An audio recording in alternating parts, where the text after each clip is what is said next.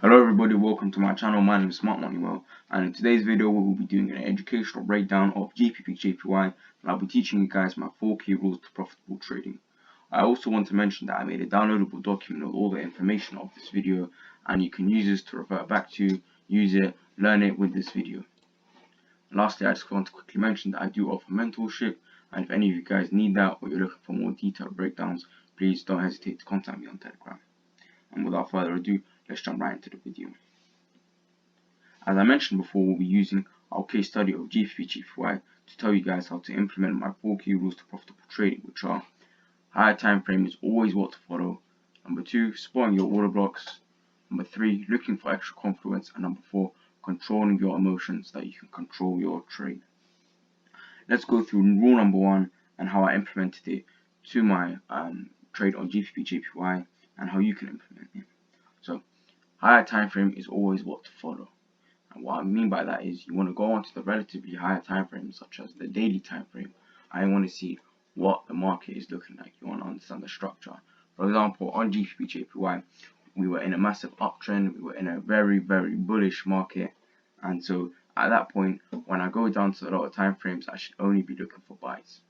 So like I said, when I go down to the 4 hourly, I should only be looking for buys, and because of that indication from the higher time frame, that's what we're going to be doing.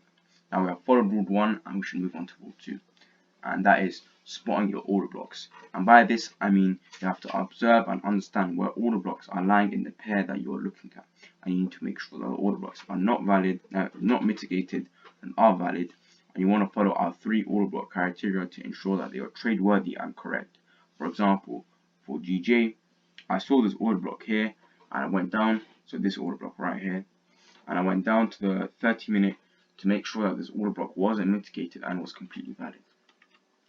So I quickly went onto here and I saw this clear order block form, and this order block is valid because I saw no mitigation, which would be a wick maybe coming back into what I was doing, and I saw none of that. And so as of now, this order block is valid in terms of no mitigation. Now I went to the 4 hour and we're going to go through our 3 criteria to make sure that an order block is valid, and that is high bullish or bearish pressure depending on the type of order block, a clear and significant break of structure, and the OB must be following the trend, and so it is pro trend. And now we'll be going through that with JPY. Now for JPY, to make sure that there was bullish, high bullish pressure as we are in a bullish order block, I went down to the 4 hourly and I saw, if I just reset this chart, I saw this high amount of bullish pressure. And what that tells me is that smart money is getting involved in this trade, and they are the ones pushing price this heavily, as no other participant in the market can push price this heavily. So that's criteria number 1 followed. We also look for a significant break of structure. As you can see here, there is a clear break of structure.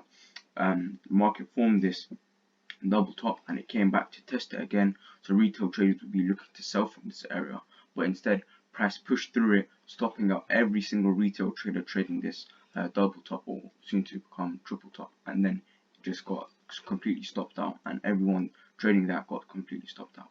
And lastly, so that's the next criteria followed, and lastly we have if the order block is pro trend or not.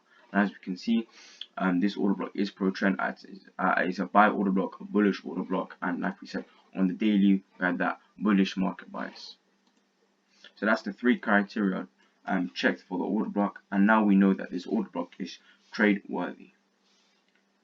Now if we go to rule number 3, which is looking for extra confluence in the forms of imbalances, equal highs, equal lows, lower time frame liquidity grabs, and a Wyckoff to help with entries or re-entries.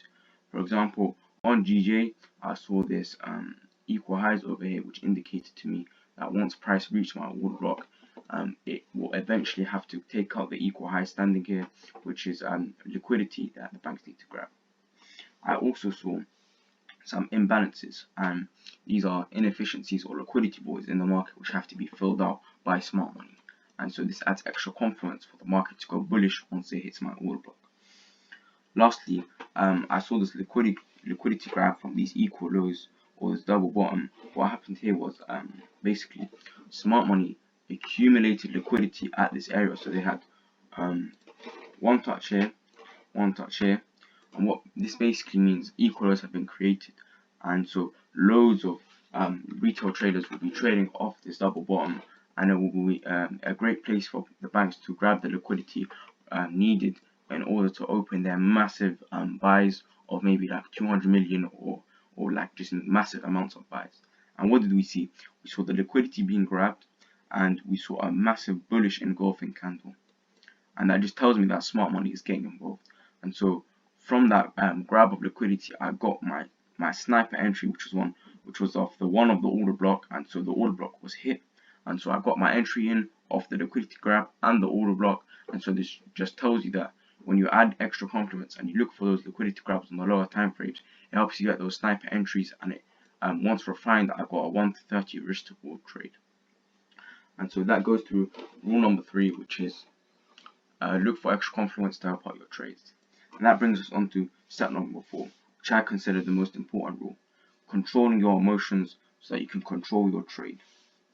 You need to trade as much as a robot as possible, as I mentioned in the document, and you never want to let like emotions like greed or fear take over your trading. And so you want to be setting physical stop losses, take profits. You want to be partialing at certain areas, which I will go through with GJ, in order to make sure that your trade isn't overrun by emotions, and you're rather being level-headed and using your brain instead of letting your emotions run. So for GJ, I set take profits and stop losses. I had this 6 pip stop loss, which was between the 1 and the 0.5 of the order block, and so you can see that there it was a 6 pip stop loss, which was amazing, sniper entry.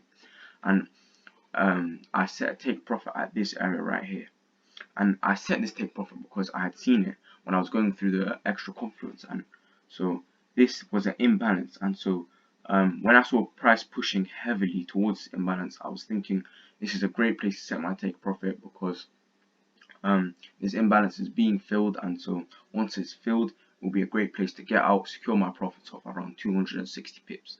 And what happened?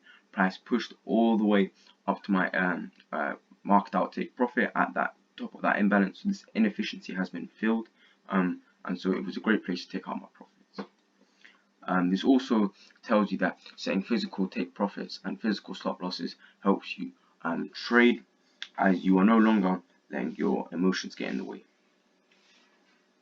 I would also recommend you not to constantly look in the charts from fear and greed, and let the trade run to your take profits, like hopefully your take profits, your targets.